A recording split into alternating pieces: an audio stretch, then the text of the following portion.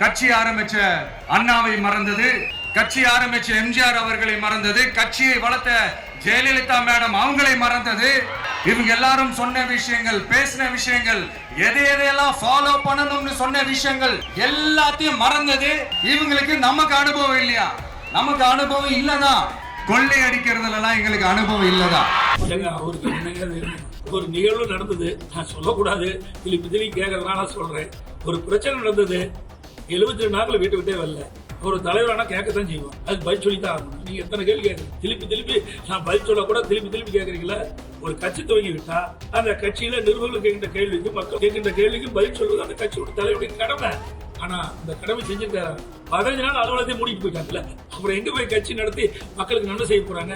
ஒரு பிரச்சனையை சந்திக்கக்கூடிய திறன் கூட அவருக்கு இல்லையே. ஆனா நாங்க யாரையும் குறை சொல்லல. அது மிகப்பெரிய ஜனநாயக நாடு இந்தியாவில். யார் வேணாலும் கட்சி துவங்கலாம், இந்த கட்சிக்கு தலைவராகலாம், மக்களை சந்திக்கலாம். மக்கள் தான் எஜமானர்கள்.